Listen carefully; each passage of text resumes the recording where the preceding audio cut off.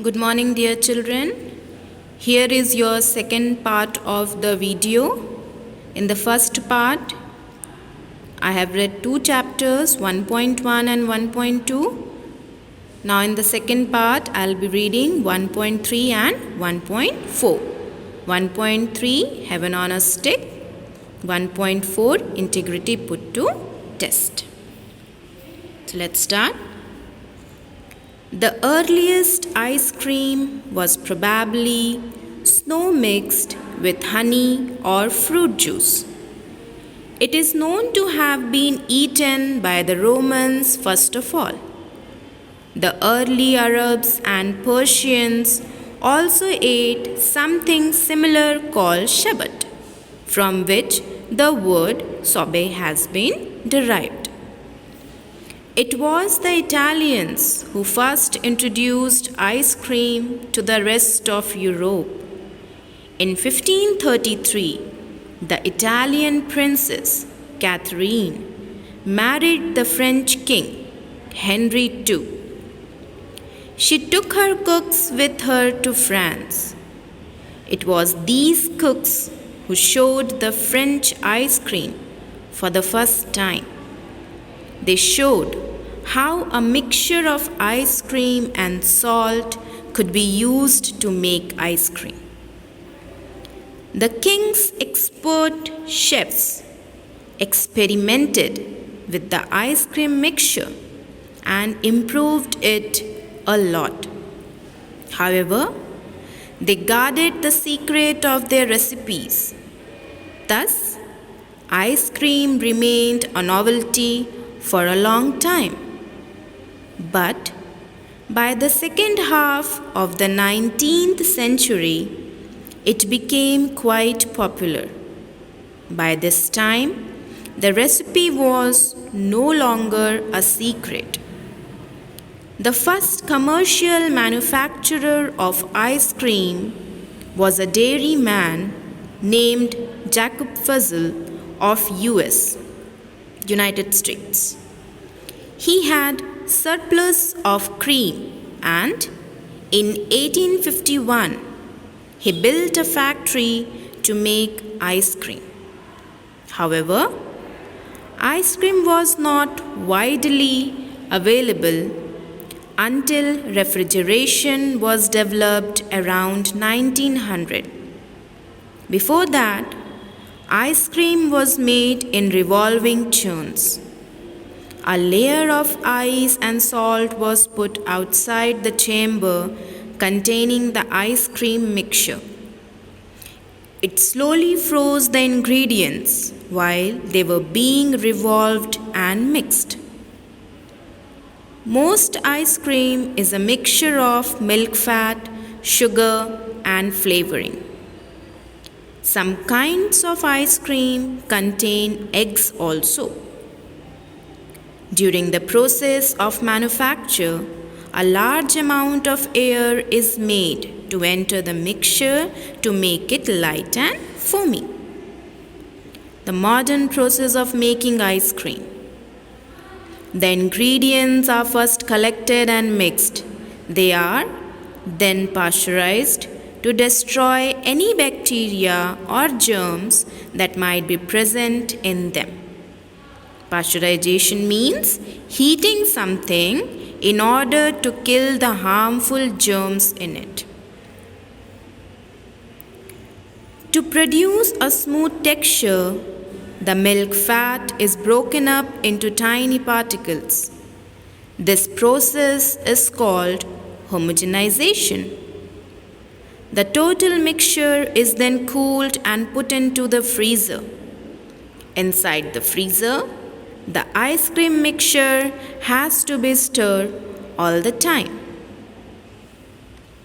This is done by very fast rotating pedals.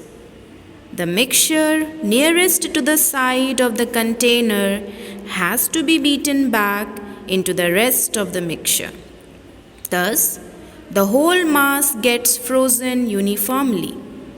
The mixture starts to freeze at about -2 degrees Celsius. While the ice cream is soft, It is shaped into bars. It can be coated with chocolate or other flavors. It is then packaged into cartons ranging in size from individual servings to many different larger sizes. See, pasteurizing the mixture heated to 80 degrees Celsius, homogenized mixture frozen to -2 degrees Celsius, packed in different shapes and sizes, taken for delivery to stores.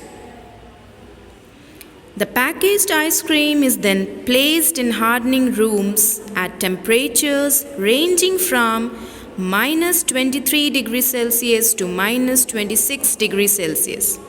It is left in these rooms for at least 6 hours before it is ready to be delivered to stores.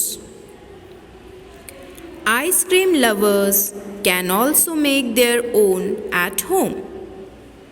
For the best results, they should buy a home ice cream freezer, which is like a small version of the factory freezer. It has a pedal to stir the mixture and to keep it creamy and smooth. A rougher form of ice cream can be made using an ordinary home freezer. The mixture is first partially frozen in a tray.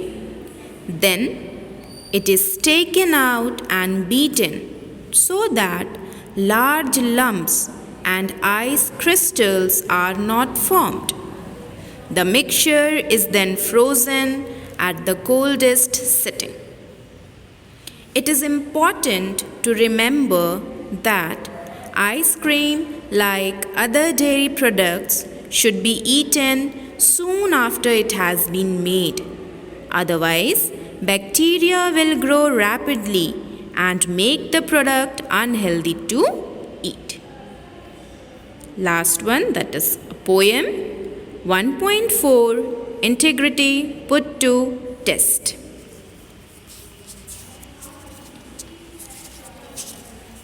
And this poem is written by John Gay. A youngster at school, more grave than the rest, had his integrity put to the test. His comrades had plotted an orchard to rob and asked him to come and assist in the job. He was very much shocked and answered, "Oh no, what? Rob our poor neighbor, his orchards, his bread? Then think of his children, for they must be fed. You speak very fine and you look very grave, but apples we want and apples we'll have. If you go with us, we will give you a share. If not, you shall have neither apple nor pear."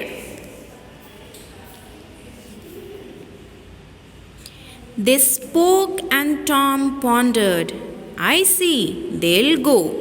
Poor man, what a pity to injure him so. Poor man, I would save him his fruits if I could, but staying behind will do him no good. If this matter depended alone upon me, his apples might hang till they dropped from the tree. But since they will take them, I think I will go too. He will lose none by me, though I get a few." His scruples thus silenced, Tom felt more at ease and went with his comrades the apple to seize. He blamed and protested, but joined in the plan. He shared in the plunder, but pitied the man. So, dear children, in this video I have read 1.3 and 1.4 for you. I hope you all have gone through each and every line of the paragraphs and the stanzas carefully. Kindly see these videos twice or thrice. so that if anything will come from in between of the chapter, you can able to answer it correctly. Okay? Thank you, children.